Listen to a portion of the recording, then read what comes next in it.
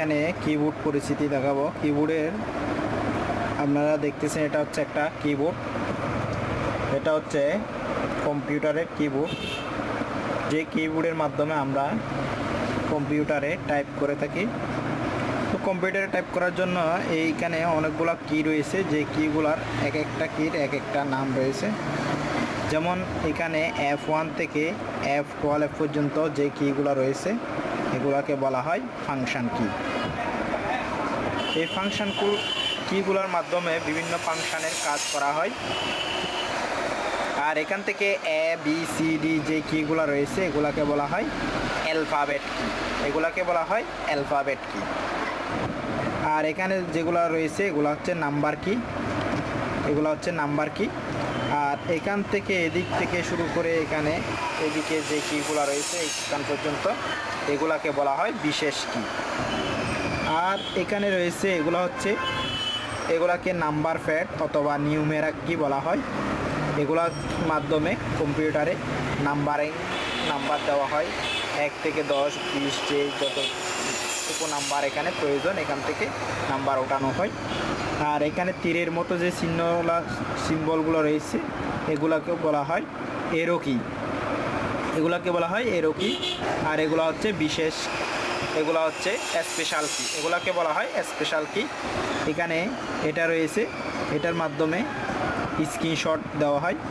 আমরা এটা চাপ দিলে কিবোর্ডের এই কিটা চাপ দেওয়ার পর স্ক্রিনশট হয়ে যায়। এই স্ক্রিনশটটা আমরা যে কোনো জায়গায় পেস্ট করলে এটা স্ক্রিনশট আকারে পেস্ট হবে। এটা হচ্ছে ডিলেট বাটন, ডিলেট করার জন্য page down, page up, page down এগুলো পেজের কাজ, হোমের কাজ, ইন্ডের কাজ, ইনসার্টের কাজ এগুলো হচ্ছে। এখানে আরও কি যেগুলা কি রয়েছে, এটা হচ্ছে ট্যাব কি। ট্যাব কির কাজ হচ্ছে 3 ক্যারেক্টার পর্যন্ত বর্ণ স্পেস দেওয়ার জন্য ট্যাব কি ব্যবহার করা হয়। এটা হচ্ছে ক্যাপস লক। ক্যাপস লকের কাজ হচ্ছে বড় হাতের ক্যাপিটাল লেটার লেখার জন্য ক্যাপস লক ইউজ করা হয়। ক্যাপস লক যখন অন থাকবে ডান দিকে একটি বাটনে একটি লাইট থাকবে, ওটা জ্বলবে। আর যখন অফ করে দেওয়া হবে লাইটটি অফ হয়ে যাবে। ক্যাপস লক যখন অন থাকবে তখন যেই বর্ণগুলো উঠবে সবগুলা ক্যাপিটাল লেটার উঠবে। আর যখন অফ থাকবে তখন সকল বর্ণগুলা স্মল লেটারে উঠবে। যেমন আমি ক্যাপস লক অন দিয়ে এ লিখলে ক্যাপিটাল লেটারে এ উঠবে, এস লিখলে ক্যাপিটাল লেটারে এস উঠবে। এটা হচ্ছে শিফট কি, এটা হচ্ছে কন্ট্রোল কি, এটা হচ্ছে আল্টার কি। শিফট দিয়ে আমরা যখন শিফট চেপে ধরে এ লিখব তখন শুধুমাত্র একটা বর্ণই ক্যাপিটাল লেটার হবে। আর আমরা ক্যাপস লক অফ রেখে যখন শিফট দিয়ে একটা বর্ণ শিফট চেপে ধরে লিখব তখন সেই বর্ণটা ক্যাপিটাল লেটার হবে। কন্ট্রোল দিয়ে আমরা কমান্ড দিয়ে থাকি, বিভিন্ন কমান্ড, যেমন কন্ট্রোল জেড দিয়ে আন্ডো 15 জায়গায় ফিরে আসা, কন্ট্রোল এক্স দিলে কাট হয়, কন্ট্রোল সি দিলে কপি হয়, কন্ট্রোল বি দিলে পেস্ট হয় copy, control C control B দিলে পেস্ট। কোনো কিছু অফ অ্যান্ড করলে কন্ট্রোল ও দিলে অফ অ্যান্ড হবে, কন্ট্রোল ও দিয়ে অফ অ্যান্ড হবে, কন্ট্রোল বি সি দিয়ে কপি, কন্ট্রোল এক্স দিয়ে কাট, কন্ট্রোল বি দিয়ে পেস্ট, কন্ট্রোল বি দিলে বোল্ট হয়, কন্ট্রোল এন দিলে নিউ হয়। এভাবে অনেক ধরনের কমান্ড কন্ট্রোল দিয়ে দেওয়া হয়। কন্ট্রোল আল্টার দিয়ে অনেক সময় আমরা কন্ট্রোল আল্টার এস দিলে সেভ হয়, কন্ট্রোল এস দিলে সেভ হয়, কন্ট্রোল আল্টার এস দিলে আমরা ফটোশপের ক্ষেত্রে সেভ করতে পারি। এরপর রয়েছে যেটা হচ্ছে স্পেস বার। স্পেস বারের কাজ হচ্ছে 1 ক্যারেক্টার বা এক বর্ণ স্পেস দেওয়ার জন্য স্পেস বার ব্যবহার করা হয়। আমাদের রয়েছে এদিকে কন্ট্রোল আল্টার কি, এদিকেও রয়েছে কন্ট্রোল আল্টার শিফট বাটন, এদিকে রয়েছে। এটা হচ্ছে এন্টার কি। এন্টার কির কাজ হচ্ছে এক লাইন থেকে অন্য লাইনে যাওয়ার জন্য এন্টার কি ব্যবহার করা হয়। এন্টার কি যেমন আমরা প্রথম লাইন শেষ করে দ্বিতীয় লাইনে গেলে এন্টার কি ব্যবহার করতে হবে। এটা হচ্ছে ব্যাক স্পেস, এটা যেটা হচ্ছে ব্যাক স্পেস। ব্যাক স্পেসের কাজ হচ্ছে কোনো লেখা ভুল হলে তখন আমরা ব্যাক স্পেস দিয়ে একটা একটা করে মুছে দিব। আমরা যদি সবগুলো একসাথে মুছে দিতে চাই তখন কিবোর্ড মাউস দিয়ে ড্র্যাগ ড্রপ করে আমরা ব্যাক স্পেস দিলে অথবা ডিলিট দিলে মুছে যাবে।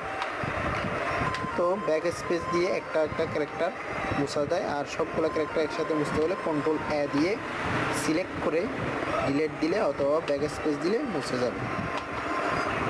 এখানে F1 থেকে F12 পর্যন্ত যে বাটনগুলো রয়েছে ফাংশন কি, এগুলোর মাধ্যমে বিভিন্ন ফাংশন সেভ করে রাখা যায়, বিভিন্ন ফাংশনের কাজ করা হয়, বিভিন্ন কমান্ড দেওয়ার ক্ষেত্রে এগুলো ব্যবহার করা হয়। কিবোর্ডে টাইপ করার জন্য এদিক থেকে হাত রাখতে হবে ASD F। এখানে একটা দায়ের রয়েছে যেটাতে এই আঙ্গুলটা থাকবে, তাহলে এদিক থেকে ASD F। আর এদিক থেকে সেমিকোলন LKJ, এখানে একটি দাগ রয়েছে। এদিক থেকে 4টা বর্ণ আর এদিক থেকে 4টা বর্ণের মধ্যে হাত রাখতে হবে, তাহলে ASD F আর এদিকে সেমিকোলন LKJ পর্যন্ত এখানে 4টা বাটনে হাত রাখতে হবে। এরপর এদিক থেকে ASD F G পর্যন্ত আসবে, এদিক থেকে সেমিকোলন LKJ H পর্যন্ত হাত রাখে কন্ট্রোল। তাহলে এদিক থেকে ASD F G, এদিক থেকে সেমিকোলন LKJ H পর্যন্ত। এরপর রয়েছে ওরে QWERT,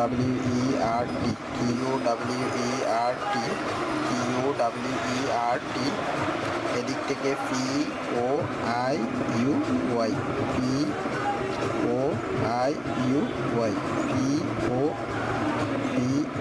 POIUY, সেমলি নিচে ZXCBB, এদিক থেকে MNB। এভাবে বর্ণগুলা হাতে রাখতে হবে। ASD F G, এদিক থেকে সেমিকোলন LKJ S, QWERT, এদিকে POIUY।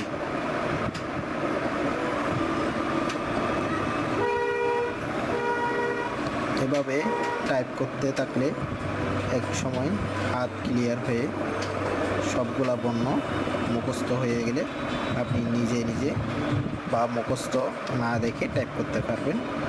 তাহলে ASD F G এভাবে বারবার টাইপ করতে হবে। ASD F G semicolon LKJ S, semicolon LKJ S, QWERT, এদিকে POIUY হচ্ছে এ হাতে POIUY এ হাতে টাইপ করতে হবে। এদিকে QW সেমিকোলন LKJ S এ হাতে, এদিকে MNB এ হাতে, MNB এ হাতে, আর এ হাতে ZXCB। তাহলে এভাবে ASD F G semicolon LKJ S এদিক থেকে, আর স্পেস বার এদিকে এই বড় আঙ্গুল দিয়ে স্পেস বারে চাপ দিতে হবে। শিপ দেওয়ার সময় এটা দিয়ে শিপে আঙ্গুল দিয়ে শিপটে চাপতে হবে, এই আঙ্গুল দিয়ে শিপ দিতে হবে। এখন যখন এই আঙ্গুল এদিকে চলে আসবে তখন এই আঙ্গুল দিয়ে একে কন্ট্রোল করতে হবে, কিউ এগুলা কন্ট্রোল করতে হবে। সেমলি এদিকে যখন এদিকেও শিপ দেওয়া যায়, এদিক থেকে শিপ দেওয়া যায়, এদিক থেকে শিফটে চাপ এদিকে দেওয়া হয়, আলটা আবার এন্টার, এখান থেকে এন্টার দেওয়া যায়, এদিক থেকে এন্টার, শিফট কন্ট্রোল এদিকে রয়েছে, এদিক থেকে ব্যবহার করা হয়। আর নাম্বার কি এখান থেকে দেওয়া যায় সহজে, এখান থেকে নাম্বার কিগুলো এখান থেকে ব্যবহার করা হয়। অথবা এখানে যদি সমস্যা হয় এদিক থেকেও নাম্বার কিগুলো ব্যবহার করতে পারবেন। এখান থেকে নাম্বার কিগুলো উপর থেকে ব্যবহার করা যায়, যেই দিকে সুবিধা, যখন যেভাবে সুবিধা হয় সেই অনুযায়ী নাম্বার কিগুলো ব্যবহার করতে হবে।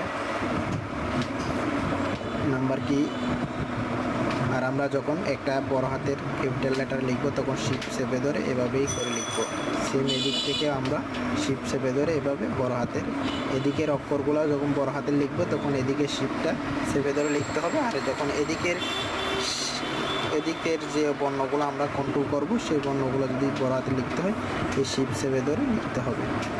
এভাবেই আমরা যখন এদিকের হাত এদিকেই রাখবো, এদিকের হাত এদিকেই রাখবো, কখনো এদিকের হাত এদিকে আনবো না, এদিকের হাত এদিকে নিয়ে যাবো না, তখন আমাদের হাত একদম সহজ হয়ে যাবে। আস্তে আস্তে প্রথম একটু কষ্ট হবে, কিন্তু পরে আমাদের হাতটা ক্লিয়ার হয়ে যাবে। আমাদের হাত একদম নর্মালি আমরা টাইপ করতে পারবো। স্পেস বার এটা কন্ট্রোল শিফট ধরে কন্ট্রোল আল্টার এখান থেকে দিয়ে সবগুলা কন্ট্রোল করতে পারবো। ওকে।